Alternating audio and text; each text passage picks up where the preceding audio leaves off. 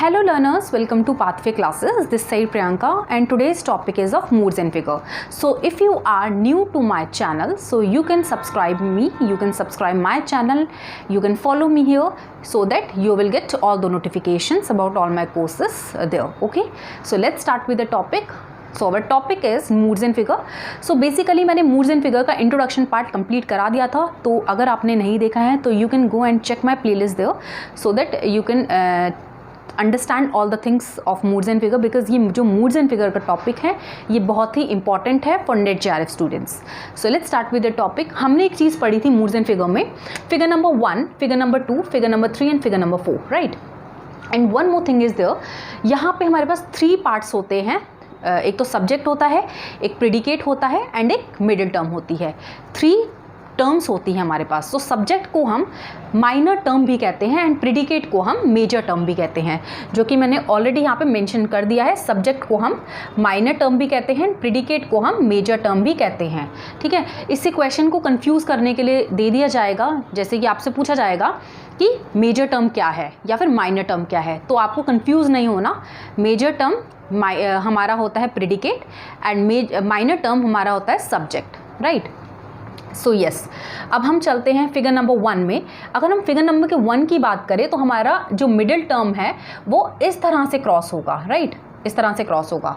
Figure number 2 की बात करें तो हमारा जो क्रॉसिंग होगी मिडिल टर्म की वो हमारी राइट हैंड साइड से क्रॉसिंग होगी. फिगर नंबर 3 की बात करें तो हमारी लेफ्ट हैंड साइड से क्रॉसिंग होगी एंड फिगर नंबर 4 की बात करें तो हमारी इस तरह से क्रॉसिंग होगी. सो आई होप ये आपको क्लियर हो गया होगा. एंड हमने 2 चीज़ें पढ़ी थी, एक तो बूलियन अनकंडीशनली वैलिड टर्म्स. ठीक है, बेसिकली हमारे पास कैटेगोरियल प्रीपोजिशन 256 हैं. ठीक है, 2, 5, 6 हमारे पास कैटेगोरियल प्रीपोजिशंस हैं. ठीक है, बट हमारे पास जो बूलियन अनकंडीशनल वैलिड टर्म्स हैं वो हमारे पास 15 है. एंड अगर हम एरिस्टोल की बात करें, एरिस्टोल जो कंडीशनली वैलिड हैं वो हमारे पास 9 है. ठीक है, तो हमारे लिए इम्पॉर्टेंट क्या है, बूलियन का जो अनकंडीशनल वैलिड फॉर्म्स है 15 वाला, वो हमें लर्न करना बहुत इंपॉर्टेंट है, बिकॉज सारा क्वेश्चन मूड्स एंड फिगर का इसी के बेसिस पे रहता है. ठीक है, तो मैंने आपको ऑलरेडी बताया था कि ये जो मूड्स एंड फिगर का जो बूलियन अनकंडीशनली वैलिड फॉर्म्स हैं, वैलिड टर्म्स हैं, ये आपको लर्न करना बहुत ही इंपॉर्टेंट है फॉर योर एग्जाम. ठीक है, सो दैट आप इजीली क्वेश्चंस को अटेम्प्ट कर पाओ और आपको कोई प्रॉब्लम ना हो. वैसे तो आप इन क्वेश्चंस को सिलोगिज्म के थ्रू भी कर सकते हो, स्क्वायर ऑफ अपोजिशन के थ्रू भी कर सकते हो, बट कभी कभी क्या होता है कि मूड्स एंड फिगर से हमारा जो आंसर होता है हम एक बार रीचेक कर सकते हैं. सपोज आपका एक सिलोगिज्म का क्वेश्चन आया तो आपने वो कर लिया. ठीक है, देन उसके बाद आपने, अगर आपको स्क्वायर ऑफ अपोजिशन भी आता होगा तो आप इजीली उसको क्रॉस चेक कर सकते हो कि जो आप कर रहे हो वो आपका करेक्ट है या नहीं है, या फिर मूड्स एंड फिगर से भी आप क्रॉस चेक कर सकते हो. And I think moods and figure is a very easy part. ठीक है, अगर हम देखें सिलोगिज्म से कंपेयर करके भी देखें और स्क्वायर ऑफ अपोजिशन से कंपेयर करके भी देखें तो हमें जस्ट इतना कुछ लर्न होना चाहिए, पूरा हमारा मूड्स एंड फिगर वो हमारा कंप्लीट हो जाएगा. सो अब हमारे पास ये जो क्वेश्चन है, फर्स्ट क्वेश्चन हमारे पास क्या है, ऑल क्लॉक्स आर वॉचेस. ठीक है, ये वाला आई थिंक आपको ये क्लियर हो रहा होगा, all clocks are watches. Then उसके बाद हमारे पास क्या है, सम क्लॉक्स आर अलार्म. ठीक है, अब हमारे पास ये स्टेटमेंट 1 है, ये स्टेटमेंट 2 है. अब हमारे पास कंक्लूजन क्या दे रखा है, सम अलार्म्स आर वॉचेस. पहले हमें फर्स्ट कंक्लूजन को क्लियर करना है. ठीक है, तो हम किस तरह से देखेंगे, सबसे पहला हमारे पास एक चीज़ होती है, हमें स्टैंडर्ड फॉर्म में लिखना बहुत इंपॉर्टेंट है. कोई भी एक स्टेटमेंट्स है हमारे पास, सपोज उन्होंने स्टैंडर्ड फॉर्म में नहीं दिया हुआ एग्जामिनर ने, तो आपको पहले स्टैंडर्ड फॉर्म में उसको कन्वर्ट करना है, देन उसके बाद हमें सॉल्व करना है. सो हमें किस तरह से सॉल्व करना है, सबसे पहले हमारा जो कंक्लूजन फर्स्ट है हमें इससे सॉल्व करना पड़ेगा. सो सम अलार्म्स आर वॉचेस. अगर हम देखें वॉचेस क्या है हमारे पास, ये हमारा प्रेडिकेट है एंड अलार्म क्या है, हमारा सब्जेक्ट है. ठीक है, तो हमारा जो वॉचेस आएगा दैट मीन्स जो हमारा प्रेडिकेट होता है वो हमारा फर्स्ट टर्म में आना चाहिए, फर्स्ट स्टेटमेंट में आना चाहिए. ठीक है, सो आई होप ये आपको क्लियर हो रहा होगा. एंड जो सब्जेक्ट है वो हमारा सेकेंड स्टेटमेंट में आना चाहिए. दैट मीन्स जो हमारा अलार्म है वो सेकेंड स्टेटमेंट में आ रहा है.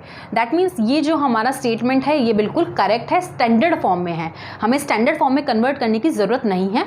तो यहाँ पर हमारा टाइम बच गया. अब हम नेक्स्ट स्टेप में चलते हैं. ये आई थिंक आपको क्लियर हो गया, सब्जेक्ट ये है, प्रेडिकेट ये है, ऊपर अगर हम देखें तो फर्स्ट वाला जो स्टेटमेंट जाएगा वो हमारा प्रेडिकेट में होना चाहिए, एंड अगर हम देखें सेकंड जो स्टेटमेंट होगी वो हमारी सब्जेक्ट होगी। ठीक है, अब हमें फाइंड आउट करना है यहाँ पे हमारा मिडिल टर्म क्या है। मिडिल टर्म हमारा क्लॉक्स है, तो क्लॉक्स हमारा मिडिल टर्म हो गया। अब हमें फाइंड आउट करना है फिगर 1 में है, 2 में है, 3 में है, 4 में है। सो इजीली अंडरस्टैंड हो रहा है कि ये जो हमारा मिडिल टर्म है ये हमारा फिगर नंबर 3 को आइडेंटिफाई कर रहा है। किसको कर रहा है? फिगर नंबर 3 को आइडेंटिफाई कर रहा है। ठीक है, तो अब हमें क्या करना है यहाँ पे, हम अगर देखें ऑल को हम क्या कहते हैं, ऑल को हम ए से डिनोट करते हैं। ठीक है, सम को अगर हम देखें किससे डिनोट करते हैं, ए ई आई से डिनोट करते हैं, एंड अगर हम सम को देखें दोबारा से तो हम आई से डिनोट करते हैं, एंड ये फिगर नंबर 3 में आ रहा है। ठीक है, सो ए I I is equals to 3। अब हमें बूलियन अनकंडीशनली वैलिड फॉर्म्स की ज़रूरत है, तो इसको लर्न करना बहुत ही इंपॉर्टेंट है। अगर हम देखें ए आई आई फिगर नंबर 3 में है या नहीं है, फिगर नंबर 3 में देखो A I I is there, so that means ये क्या है हमारा, वैलिड है, टोटली वैलिड है। ठीक है, सो आई थिंक ये आपको क्लियर हो गया होगा। अब सेम हम कंक्लूजन नंबर 2 में भी करेंगे। अलार्म है, अलार्म हमारा प्रेडिकेट है, वॉचेस हमारा क्या है, सब्जेक्ट है, तो यहाँ पे सब्जेक्ट लिख देती हूँ, यहाँ पे प्रेडिकेट लिख देती हूँ। देन अलार्म हमारा ऊपर जाएगा, अलार्म हमारा ऊपर जाना चाहिए, बट अब यहाँ पे ध्यान रखो इन्होंने स्टैंडर्ड फॉर्म में इसको नहीं मेंशन किया हुआ है। स्टैंडर्ड फॉर्म में हमें पहले मेंशन करना पड़ेगा। सो जो हमारी टर्म होगी वो हमारी क्या होगी, इसमें सम, क्वेश्चन हमारा किस तरह से होना चाहिए, सम क्लॉक्स आर अलार्म, पहला जो हमारा स्टेटमेंट होगा।